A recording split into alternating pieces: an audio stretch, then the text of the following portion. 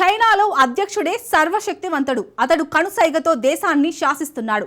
జీవితకాలం dragon country అధ్యక్షుడిగా communist party పెద్దన్నగా ఉండాలని కలలు కంటున్నాడు. కానీ బీజింగ్లో తాజా పరిణామాలు జిన్పింగ్ ఆశలకు గండి కొడుతున్నాయి. జిన్పింగ్ అనుకూల వ్యక్తులకు కమ్యూనిస్టు పార్టీలో ప్రాధాన్యం తగ్గుతుంది. అతడి వ్యతిరేకులకు పట్టం కడుతున్నారు. అంతేకాదు, ఇటీవల సుమారు 15 రోజుల పాటు జిన్పింగ్ అదృశ్యమయ్యాడు. జిన్పింగ్ అనారోగ్యమే కారణమని కొందరు వాదిస్తున్నారు. మరికొందరు మాత్రం సీసీపీలో అంతర్గత కుమ్ములాట మొదలైందని అంటున్నారు. జిన్పింగ్ 2027 వరకు గౌరవ అధ్యక్షుడిగా ఉండి తప్పుకుంటారని మరికొందరు వాదిస్తున్నారు. నిజంగా జిన్పింగ్ పదవి నుంచి తప్పుకుంటాడా? జిన్పింగ్ ఎందుకు 15 రోజులు కనిపించకుండా పోయారు? జిన్పింగ్ కు గుండెపోటు నిజంగా వచ్చిందా? Let's watch. చైనాలో జిన్పింగ్ కు సెగ మొదలైందా? జిన్పింగ్ అధ్యక్ష పదవికి గండం తప్పదా? కమ్యూనిస్టు పార్టీలో కుమ్ములాట సీక్రెట్ ఏంటి?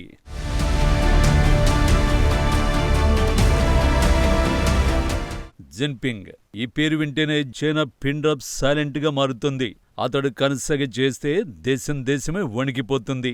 డ్రాగన్ కంట్రీలో చీమ చిట్టుక్కుమని ఆనాలన్నా జిన్పింగ్ తప్పనిసరి. ప్రపంచంలోని అత్యధిక జనాభా ఉన్న రెండో అతిపెద్ద దేశాన్ని ఒంటి చేత్తో శాసిస్తున్నాడు జిన్పింగ్. చైనా అధ్యక్షుడు కమ్యూనిస్టు పార్టీ బాసే షీ జిన్పింగ్. దేశంలో తనకు ఎదురు లేకుండా చేసుకున్న అతడు జీవితకాలం అధ్యక్షుడిగా చైనా చక్రవర్తిగా కొనసాగాలని తపిస్తున్నాడు. తనకు వ్యతిరేకంగా ఉన్న శక్తివంతమైన నాయకులందరినీ అవినీతి పేరుతో జైళ్లకు పంపాడు. మరికొందరిని నామరూపాలు లేకుండా చేశాడు. అత్యంత పవర్ఫుల్ లీడర్గా దేశాన్ని తన గుప్పెట్లో పెట్టుకున్నాడు. ఇప్పుడు జిన్పింగ్ను ఎదిరించే నాయకుడు చైనాలోనే లేడంటే అతిశక్తి కాదేమో. కానీ ఎంతైనా ఎప్పుడో ఒకప్పుడు ఏదో ఒక క్షణంలో ఎదురుదెబ్బలు తప్పవు. ఆ ఎదురుదెబ్బల సమయం జిన్పింగ్కు రావడానికి చాలా సమయం ఉందని అందరూ అనుకున్నారు. కానీ ఇప్పుడే ఆ టైం వచ్చేసిందా అన్న చర్చ చైనాలో మొదలైంది. ఎందుకంటే మే 21 నుంచి జూన్ 6 వరకు చైనా అధ్యక్షుడు కనిపించలేదు. దీంతో ప్రపంచవ్యాప్తంగా జిన్పింగ్ మిస్సింగ్ పై హాట్ టాపిక్ గా మారింది. చైనాలో అధికార మార్పిడి తప్పదా అంటూ సర్వత్రా చర్చ మొదలైంది. చైనా మీడియాలో నిత్యం నానుతూ ఉండే జిన్పింగ్ ఏకంగా 15 రోజుల పాటు బహిరంగ కార్యకలాపాలకు దూరంగా ఉండడం చైనాలో అనుమానాలను రేకెత్తించింది. అధికారిక కార్యక్రమాలకు, ప్రభుత్వ మీడియా కవరేజీకి, ఉన్నత స్థాయి దౌత్య సమావేశాలకు అకస్మాత్తుగా జిన్పింగ్ గైర్హాజరయ్యాడు. చైనా అధ్యక్షుడి మిస్సింగ్ పై బీజింగ్ మౌనంగా ఉన్నప్పటికీ కమ్యూనిస్టు పార్టీలో అధికార మార్పిడి పరిణామాలు కనిపిస్తున్నాయని పరిశీలకులు సూచిస్తున్నారు. ముఖ్యంగా జిన్పింగ్ లేకుండా చైనా ప్రభుత్వ మీడియా సంస్థ జిన్హువా కథనాలను ప్రచురించే ప్రసక్తే లేదు. అలాంటిది జూన్ 2 నుంచి 5వ తేదీ వరకు 3 రోజుల పాటు జిన్పింగ్ పేరే ఆ పత్రికలో కనిపించకపోవడం విశేషంగా చెప్పొచ్చు. జిన్పింగ్ ప్రస్తావన లేకుండా వార్తలను జిన్హువా ప్రచురించడం 2017 తర్వాత ఇదే తొలిసారి. ఇక 50 మంది మంత్రులతో జూన్ 6న చైనా స్టేట్ కౌన్సిల్ నిర్వహించిన రాజ్యాంగ విధేయ దినోత్సవానికి కూడా జిన్పింగ్ గైర్హాజరయ్యాడు. ఇక జిన్పింగ్ అదృశ్యం తర్వాత విదేశీ ప్రతినిధులతో ఉన్నత స్థాయి దౌత్య సమావేశాలకు premier Li Qiang, vice premier He Lifeng హాజరయ్యారు. నిజానికి ఈ కార్యక్రమాల్లో జిన్పింగ్ పాల్గొనాల్సి ఉంది. అధ్యక్షుడు కాకుండా ప్రధాని, ఉప ప్రధాని హాజరవడం చైనాలో అనుమానాలకు తావిచ్చింది. కమ్యూనిస్టు పార్టీలో నాయకత్వం ప్రదర్శనల్లో తాత్కాలికంగా మార్పుపై చర్చ మొదలైంది. ఈ ఊహాగానాలకు పీఎల్ఏ తొలగింపుల పర్వం మరింత ఆజ్యం పోసినట్టు అయింది. అధ్యక్షుడు అదృశ్యమైన 15 రోజుల్లోనే చైనా మిలిటరీ పీపుల్స్ లిబరేషన్ ఆర్మీలో తొలగింపుల పర్వం ఊపందుకుంది. సెంట్రల్ మిలిటరీ కమిషన్లో టాప్ 2 అధికారి జనరల్ హీ వీడాంగ్ 2025 మార్చి నుంచి కనిపించడం లేదు. అదే సమయంలో పీఎల్ఏలో జిన్పింగ్కు వీరవిధేయులైన అధికారుల్ని తొలగించారు. జిన్పింగ్ను తీవ్రంగా వ్యతిరేకించే జాంగ్ యూజియాను నియమించారు. పీఎల్ఏలో జిన్పింగ్ పట్టు తప్పిందన్న అంచనాలు వెలువడుతున్నాయి. చైనా కమ్యూనిస్టు పార్టీలో అంతర్గత విభేదాలు కూడా బట్టబయలైనట్టు నిపుణులు విశ్లేషిస్తున్నారు. అందుకారణం సిపిపిలో జిన్పింగ్కు అత్యంత సన్నిహితుడైన కైక్వీని యునైటెడ్ ఫ్రంట్ వర్క్ డిపార్ట్మెంట్కు మార్చారు. షీకి వ్యతిరేక శిబిరంలో ఉన్న టైఫెంగ్ను ఆ స్థానంలోకి తీసుకొచ్చారు. దీంతో చైనాలో ఏదో జరుగుతోందన్న అనుమానాలు బలపడుతున్నాయి. అదే సమయంలో చైనా అధ్యక్షుడి ఆరోగ్యంపైన సందేహాలు వ్యక్తమయ్యాయి. అయితే జిన్పింగ్ ఆరోగ్యంపై ఇలాంటి ప్రచారం జరగడం ఇదేమీ తొలిసారి కాదు. ఇటీవల జిన్పింగ్ గుండెపోటుకు గురయ్యారని, అందుకే విశ్రాంతి తీసుకుంటున్నారన్న ప్రచారం మొదలైంది. రష్యా షాంఘై సందర్శనలో జిన్పింగ్ తల వణుకుతున్నట్టు కనిపించిందని కొందరు వైద్యులు వివరిస్తున్నారు. 2025 జూన్ మొదటి వారంలో బెలారస్ అధ్యక్షుడు అలెగ్జాండర్ లుకషెంకోతో సమావేశంలోనూ జిన్పింగ్ అలసిపోయినట్టు, బలహీనంగా కనిపించినట్టు చైనా మీడియా వెల్లడించింది.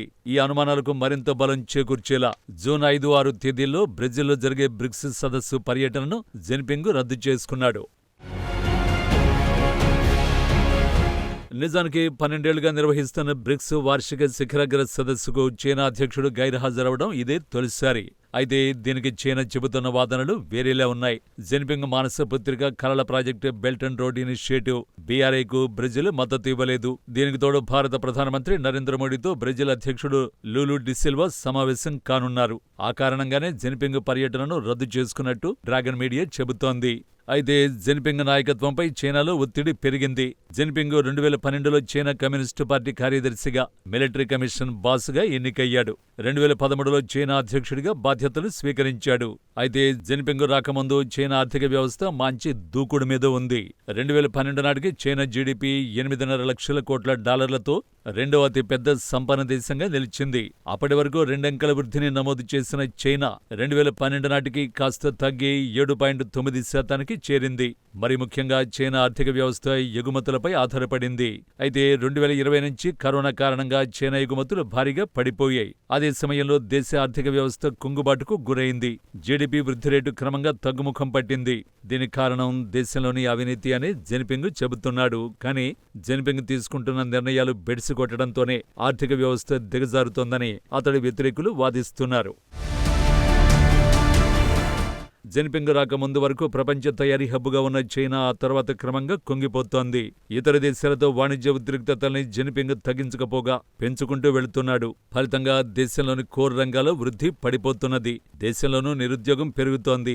ప్రజల్లో అసంతృప్తి అధికమవుతోంది. రియల్ ఎస్టేట్ రంగం దివాలా తీసింది. దీంతో చైనాలో జిన్పింగ్ పై విమర్శలు తీవ్రమయ్యాయి. మరోవైపు జిన్పింగ్ తర్వాత ఆయన వారసుడు ఎవరో అన్న దానిపై ఇప్పటి నుంచే చర్చ మొదలైంది. నిజానికి జిన్పింగ్ జీవితకాలం అధ్యక్షుడిగా ఉండాలని ప్లాన్ వేశాడు. నిజానికి చైనాలో ఒకే వ్యక్తి 2 సార్లకు మించి అధ్యక్షుడిగా ఉండేందుకు రాజ్యాంగం అంగీకరించదు. కానీ ఈ నిబంధనను జిన్పింగ్ తొలగించాడు.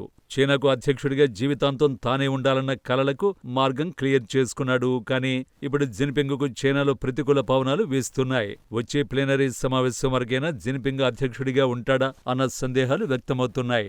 జిన్పింగ్ జీవితకాలం అధ్యక్షుడిగా ఉండాలన్న లక్ష్యం కారణంగా సిపిపిలో ఎవరిని తన వారసుడిగా ఎంపిక చేసుకోలేదు. దీంతో పార్టీలోని వివిధ వర్గాల మధ్య పోటీ పెరిగింది. ఇక 2027లో 21వ నేషనల్ కాంగ్రెస్ లో జిన్పింగ్ రిటైర్ అవుతారంటూ కొన్ని నివేదికలు వెల్లడిస్తున్నాయి. అదే సమయంలో షీ వారసుడిగా భావించిన హూ చున్హువా ఇటీవల యాక్టివ్గా కనిపిస్తున్నాడు.